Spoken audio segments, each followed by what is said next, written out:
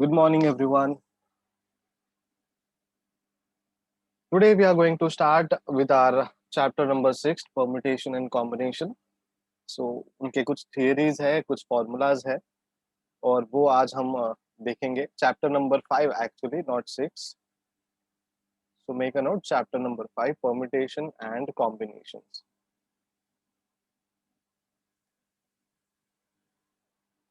So the study of permutation and combination is concerned with determining the number of different ways of arranging and selecting objects out of a given number of objects. तो यहाँ पे permutation का मतलब है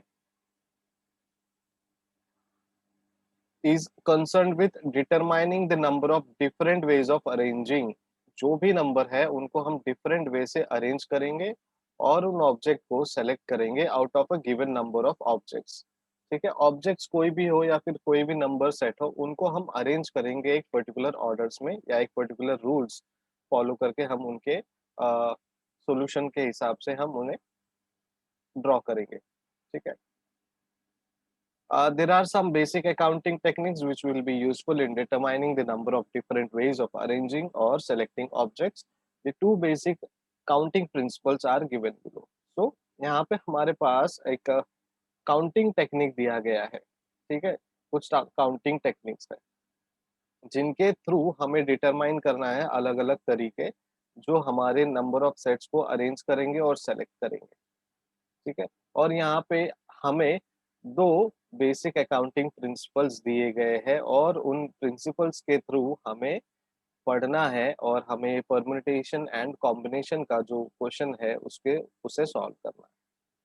सो fundamental principles of counting. Counting के दो fundamental principles है. एक है एडिशन थियरम और दूसरा है मल्टीप्लिकेशन थियरम. ठीक है, सो शुरुआत करते हैं मल्टीप्लिकेशन प्रिंसिपल्स और फंडामेंटल प्रिंसिपल्स ऑफ काउंटिंग. अब मल्टीप्लिकेशन नाम सुनते ही हमें याद होना चाहिए, पता होना चाहिए कि हम जो भी करेंगे वो मल्टीप्लाई के थ्रू करेंगे. Suppose an event E can occur in m. ठीक है, एक इवेंट है जो एम में अकर होता है in different ways and associated with each way of occurring E. Another event F can occur in N different ways. Then the total number of occurrence of two events in the given order is M into N. तो question दिया है उन्होंने, suppose बोला है कि एक event है E, वो अकर करता है अलग अलग डिफरेंट वेज से. M मतलब कोई भी नंबर ऑफ डिफरेंट वेज से. ठीक है, चाहे वो नंबर 10 हो, 15 हो, 20 हो, 25 हो, 2 हो. ठीक है, और दूसरा इवेंट एफ है जो अकर करेगा इन एन डिफरेंट वेज, वो भी अलग अलग नंबर ऑफ डिफरेंट वेज है. अब जब इनका टोटल हमें देखना है दोनों के ऑकरेंस का, दोनों इवेंट्स के, तो उनका आंसर क्या होगा? m into n. समझिए ई इवेंट का 10 तरीके हैं और एफ इवेंट के 5 तरीके हैं, तो 10 इंटू 5 होगा. सो सिंपली मल्टीप्लीकेशन होगा. ठीक है, तो जब भी आपको मल्टीप्लिकेशन प्रिंसिपल्स पूछा जाएगा या फिर मल्टीप्लिकेशन परम्यूटेशन पूछा जाएगा तो आपको m इंटू एन यानी मल्टीप्लिकेशन करना है. सेकंड है addition principles. If an event E can occur in m ways and another f event can occur in n ways, and suppose that both cannot occur together, then E or F can occur in m plus n ways. है. अब वो बोल रहे हैं कि दोनों event same है जो मल्टीप्लिकेशन में लिया था. अब वो सपोज कर रहे हैं कि ये जो इवेंट है वो साथ में नहीं हो सकते, तो हमारा आंसर कैसे होगा? ई और एफ कैसे हम साथ में लेकर जा सकते हैं? सो एम और एन दोनों के तरीकों को प्लस करेंगे और बाद में हम वो एडिशन प्रिंसिपल्स को फॉलो करके हमारे सॉल्यूशन को लाएंगे. तो अभी हमें इतना ही याद रखना है कि परम्यूटेशन की जब बात करते हैं तो मल्टीप्लिकेशन प्रिंसिपल है और एडिशन प्रिंसिपल है. अब परम्यूटेशन का मतलब क्या है? A permutation is an arrangement of objects in a definite order. एक पर्टिकुलर ऑर्डर में हम कुछ ऑब्जेक्ट्स को अरेंज करते हैं. अब डेफिनेट ऑर्डर दिया है, इसका मतलब क्या है? वो निश्चित है और उसमें कुछ रूल्स एंड रेगुलेशंस है. ठीक है, so permutation of n different objects. समझिए परम्यूटेशन करना है किसी भी एन एक्स एन जो भी आप लेटर डिनोट करें, अलग अलग डिफरेंट ऑब्जेक्ट्स को अब परम्यूटेशन करना है, तो हमारे पास फॉर्मूला क्या होगा? देखिए, the number of permutation of n objects taken all at a time denoted by the symbol n P n. ठीक है, अब एन का जो पोजीशनिंग है, अरेंजमेंट्स है, वो आप ठीक से देख लीजिए। और यहाँ पे ये जो एन पी एन है, वो हम किस तरीके से लेंगे, तो हम उनको n P n is equal to angle N.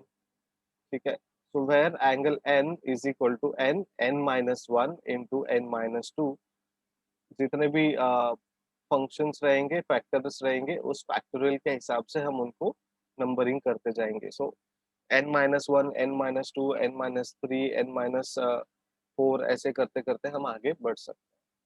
Then the number of permutation of n object taken r at a time, where 0 is less than r and r is less than equals to n, denoted by npr is given by।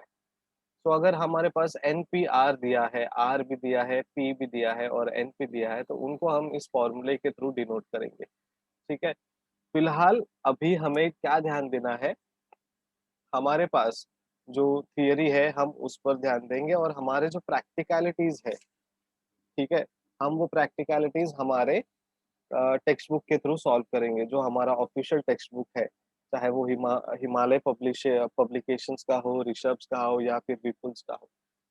ठीक है, तो यहाँ पे हमें सिर्फ formulas ध्यान देने हैं, और फॉर्मूला को कैसे इन्होंने बनाया है और वो फॉर्मूला कैसे आया है वो हमें देखना है, बिकॉज ये फॉर्मूला जो बना है उसका जो थियरी है वो हमारे टेक्स्ट बुक में नहीं दिया है। वहाँ पे उन्होंने सीधे एक फॉर्मूला दिया है और उन्होंने कहा है कि आपको ये सॉल्व करना है। ठीक है, तो यहाँ पे permutation of n different ways और एन डिफरेंट ऑब्जेक्ट्स हमने इस फॉर्मूले के थ्रू किया है। सो हम एज्यूम करते हैं that angle 0 is equal to 1, because यहाँ पे 0 is less than r and r is less than equivalent to n. तो जब एन की बात करेंगे या फिर 0 की बात करेंगे, तो ये ग्रेटर देन 1 और इक्वल्स टू 1 आ जाएगा। नेक्स्ट हमारे पास है when repetition of object is allowed. कोई भी ऑब्जेक्ट को अगर आप रिपीट करते हो, जैसे कि हमारे मोबाइल नंबर्स हैं, तो वहाँ पे नंबर्स कुछ है वो रिपीट होते हैं। ठीक है, जैसे कि 981934341556767812, ऐसे हमारे जो नंबर्स है वो अलग अलग नंबर्स रिपीट होते हैं। तो यहाँ पे ऑब्जेक्ट जो है वो नंबर को काउंट करेंगे और वो रिपीट हो रहा है। So the number of permutation of n things taken at all time when repetition of object is allowed is n raised to n। ठीक है, so n raised to n करेंगे तो हमारा जो नंबर है रिपीटेशन का वो यहाँ पे दिखाई देगा। So number of permutation of n objects taken are at a time when repetition of object is allowed is n raised to r। तो परमुटेशन में जब हम ऑब्जेक्ट को n डिनोट करेंगे और रिपीटेशन को r, तो उसका जो ऑब्जेक्ट है फॉर्मूला क्या बनेगा, n raise to r।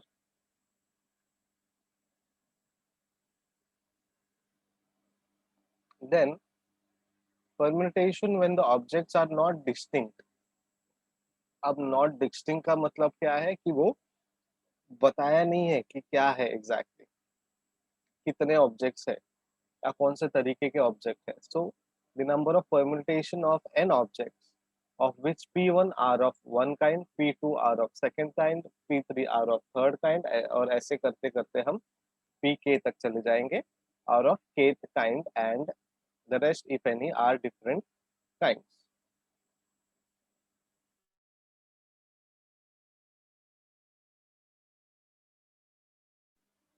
so अगर अलग अलग ऑब्जेक्ट्स है तो हम उनके फॉर्मूलाज कैसे बनाएंगे। So the rest if any are of different kinds, तो n apostrophe, P1 apostrophe, P2 apostrophe, Pk apostrophe, और ये एपोस्ट्रोफी हमें हमारे फॉर्मूलाज में लिखना है और ये फॉर्मूला का एक पार्ट है।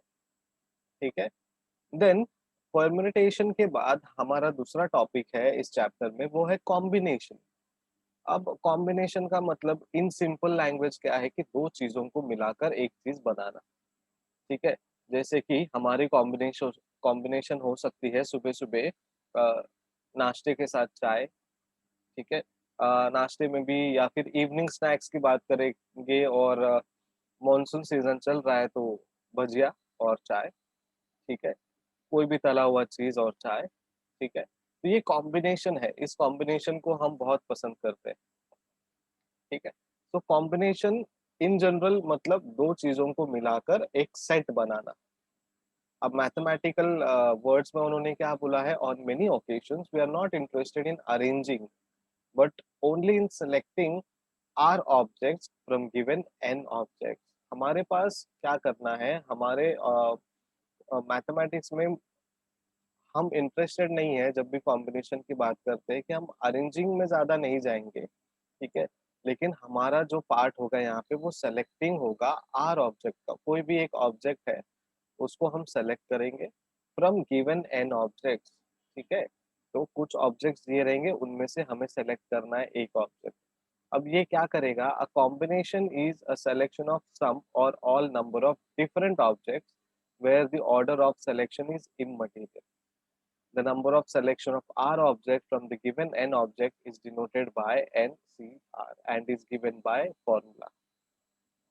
Simply combination का मतलब ये है कि आपको number of sets of objects available है और वो object में से आपको जो चाहिए वो आपको चुनना है, ठीक है? इसका एक बेहतरीन एग्जांपल दूंगा, जब हम शॉपिंग मॉल्स में जाते हैं शॉपिंग करने के लिए, ठीक है? तो वहाँ पे नंबर ऑफ ऑब्जेक्ट्स है हमारे पास, नंबर ऑफ मटेरियल्स है हमारे पास कंज्यूम करने के लिए, मे बी डायरेक्ट कंजम्पशन के लिए या फिर प्रोसेस करके कंजम्पशन के लिए, ठीक है? तो जब भी हम डीमार्ट या बिग बाजार जाते हैं तो हम लोग क्या करते हैं, हम लोग एक प्रोडक्ट या फिर एक पर्टिकुलर खाने वाली चीज जो है डिसाइड करते हैं। समझिए हमें घर में ही पिज्जा बनाना है, तो हम पास्ता पेस्ट वगैरह देखेंगे, मेयोनीज़ देखेंगे, फिर बाद में पिज़्ज़ा बेस देखेंगे। तो हम क्या कर रहे हैं, अलग-अलग सब्जेक्ट, अलग-अलग ऑब्जेक्ट, अलग-अलग प्रोडक्ट्स को इकट्ठा करते हैं, कंबाइन करते हैं, ठीक है? और कंबाइन करके घर जाके हम वो चीज़ को प्रोसेस करते हैं एंड देन हमारा फाइनली पिज़्ज़ा बन जाता है, ठीक है? तो ये कॉम्बिनेशन है और कॉम्बिनेशन का जब फ़ॉर्मूला हम देख रहे हैं, तो कॉम्बिनेशन का फ़ॉर्मूला है N CR is equal to N apostrophe upon R apostrophe into N minus R whole bracket apostrophe, ठीक है? अब रिमार्क्स दिए हैं इन्होंने यहाँ पे कि use permutation if a problem calls for the number of arrangement of objects and different orders are to be counted. अब यहाँ पे थोड़ा सा ज्यादा ध्यान देना है अपने को, बिकॉज हमें कुछ चीजें इन्होंने नोट की है कि परम्यूटेशन और कॉम्बिनेशन वाले क्वेश्चंस को कैसे पहचाने, ठीक है?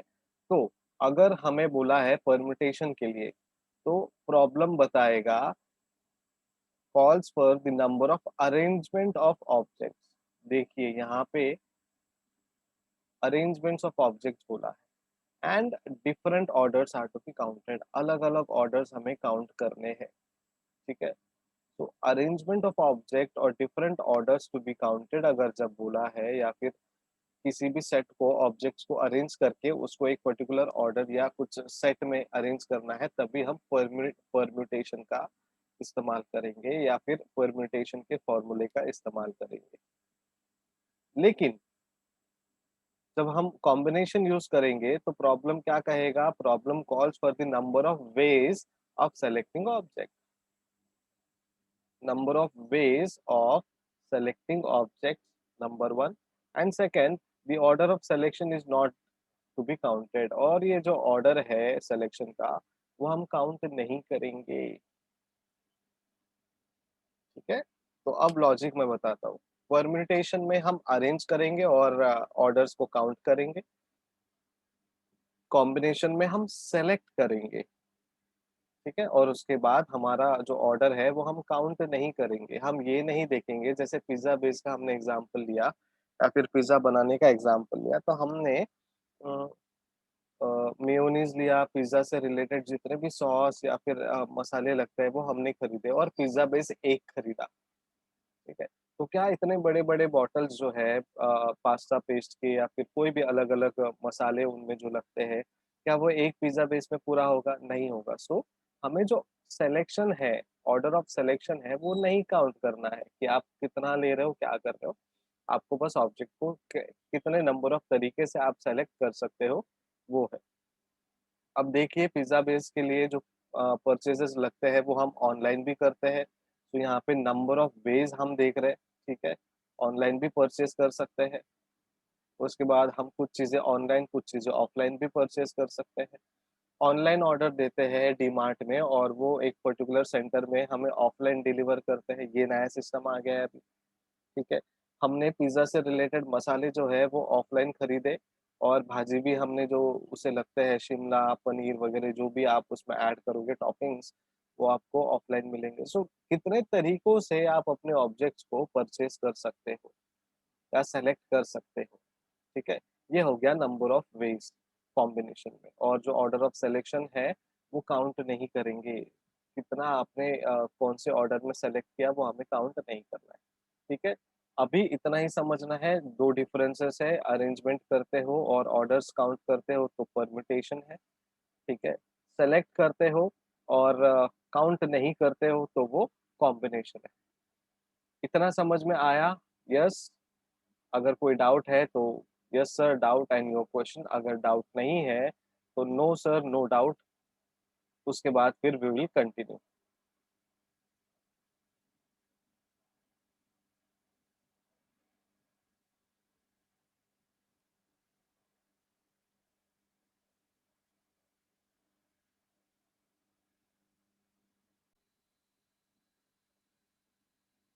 ओके, तो कोई भी डाउट नहीं है, तो सीधे हम अभी थियरी के बाद कुछ इम्पोर्टेंट रिजल्ट्स है वो देखेंगे, ठीक है? So let n and r be positive integers such that r is less than n। हमें यहाँ पे कुछ फॉर्मूला बनाने के लिए उन्होंने बोला है और हम जब इंटीजर्स की बात करेंगे तो इन 3 तरीके से फॉर्मूलाज को हम बना सकते हैं या फिर उनके मीनिंग्स निकलते हैं।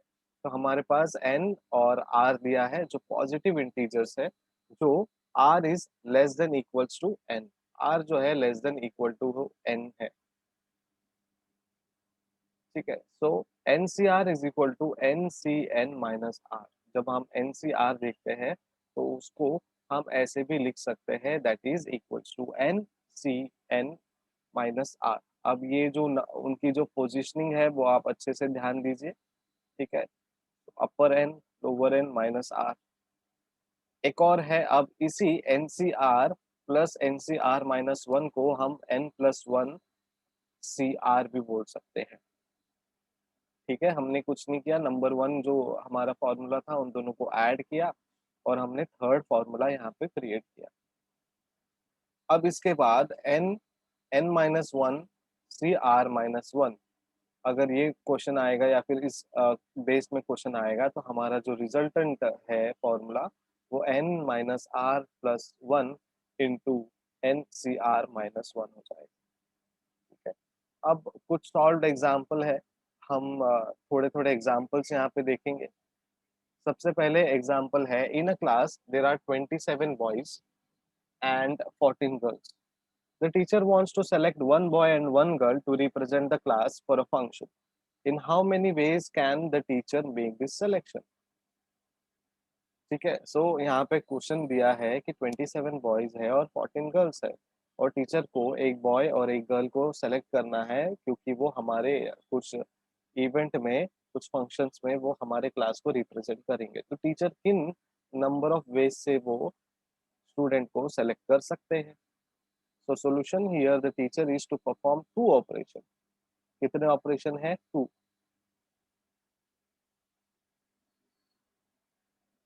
सबसे पहला, selecting a boy from among the 27 boys. 27 boys में से एक लड़के को सेलेक्ट करना है और 14 गर्ल्स में से एक गर्ल को सेलेक्ट करना है। ये उनका दो परफॉर्मेंस है या फिर दो ऑब्जेक्ट ऑपरेशंस को परफॉर्म करना है, दो एक्टिविटीज को परफॉर्म करना है, ठीक है? उसके बाद the first of these can be done in 27 ways and second can be performed in 14 ways. By the fundamental principles of counting, the required number of ways is 27 into 14 is equal to 378। अब यहाँ पे हमें question देखते ही समझ में आना चाहिए कि ये परम्यूटेशन वाला क्वेश्चन है सबसे पहले तो, ठीक है? और परम्यूटेशन के बाद उन्होंने बोला है कि एक लड़का और एक लड़की हमें सेलेक्ट करना है, ठीक है? तो हम 27 में से एक लड़के को कितने तरीकों में सेलेक्ट कर सकते हैं?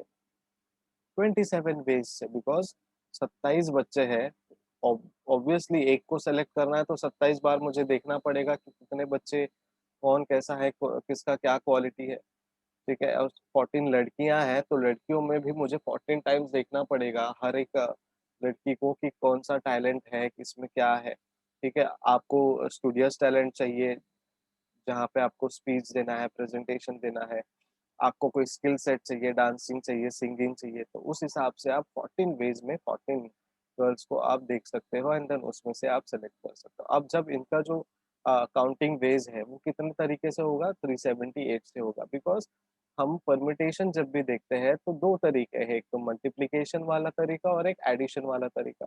तो हमने यहाँ पे मल्टीप्लीकेशन के तरीके का इस्तेमाल किया। 27 इंटू 14 जब करते हैं तो 378 हमारा आंसर आता है। सिंपल।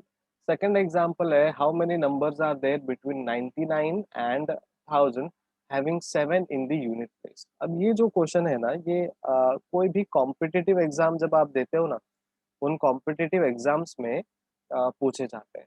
और बहुत सारे लोग क्या करते हैं पता है, 99 से लेके 1000 तक वो नंबर लिखते जाते हैं और वो देखते हैं कि 7 जो है वो यूनिट प्लेस में कितनी बार आता है। तो it's a time consuming thing. तो अभी अगर आपने ध्यान दिया तो आपके लिए शायद ये जो एप्टीट्यूड वाला क्वेश्चन है आपके लिए इजी हो जाएगा। So how many numbers are there between 99 and 1000 having at least one of their digit 7।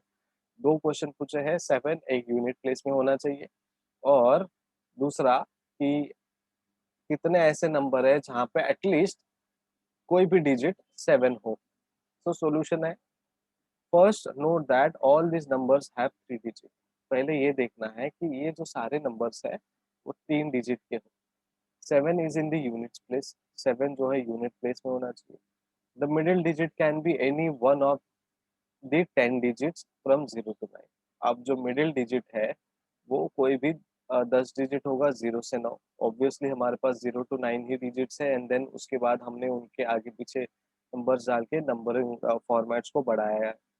Then the digit in hundreds place can be any one of the 9 digit from 1 to 9। जो 100 का जो place है वहाँ पे 9 digit हो सकते हैं from 1 to 9। Therefore, by the fundamental principle of accounting, there are 10 into 9 is equal to 90 numbers between 99 and 1000 having 7 in the units place।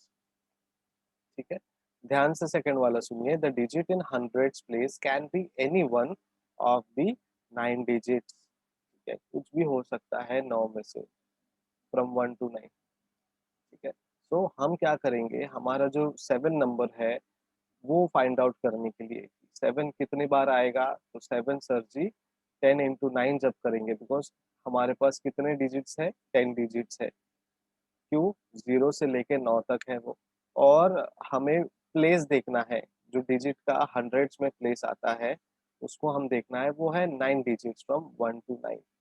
तो 10 इंटू 9 जब करेंगे तो 90 numbers between 99 and 1000 having 7 in the units place. थोड़ा सा simple भी है, थोड़ा सा कंफ्यूजिंग भी है। ठीक है, सिंपल चीज उन्होंने बोला है कि हमारे पास नंबरिंग कितने हैं, 0 to 9 नंबर्स है।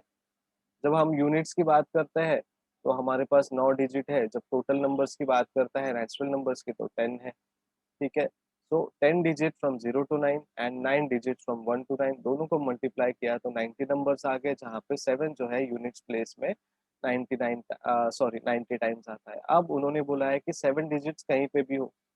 ठीक है, the total number of 3 digit numbers having at least one of their digit as 7। तो 3 डिजिट वाला नंबर जिनका जो डिजिट है कहीं भी 7 आना चाहिए। So total number of 3 digit numbers minus total number of 3 digit number in which 7 does not appears at all.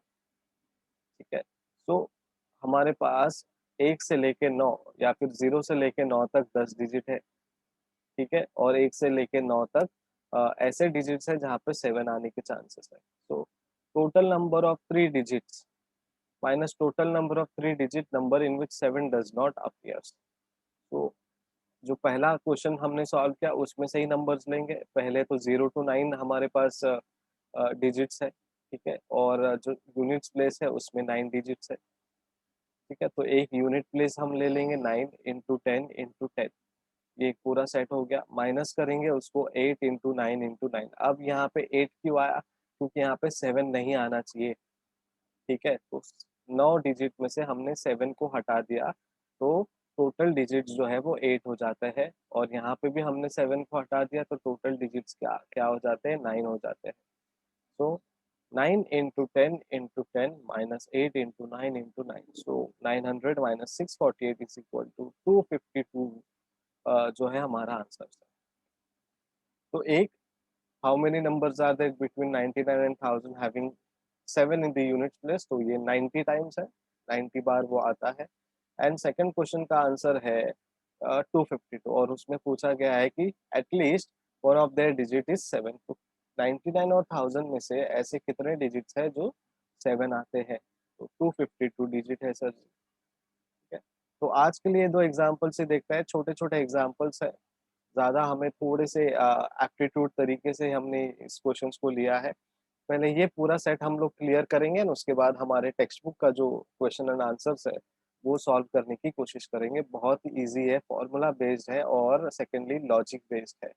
जितना ज़्यादा आप लॉजिक लगाओगे उतना ही ज़्यादा आपके लिए ईज़ी होगा, ठीक है? तो अभी यहाँ पे कोई डाउट है तो आप पूछ सकते हैं, एग्जाम्पल नंबर 1, एग्जाम्पल नंबर 2 से रिलेटेड, या फिर थियरी से रिलेटेड, और एल्स अगर नहीं है तो हम लोग यहाँ पे ही अपना लेक्चर खत्म करते हैं, और कल या परसों जो भी शेड्यूल के हिसाब से हमारे लेक्चर्स अरेंज किए गए हैं उस हिसाब से हम फिर से इसी प्लेटफॉर्म में according to our time table मिलेंगे। So waiting for your doubt sessions, or else we are winding up the lecture.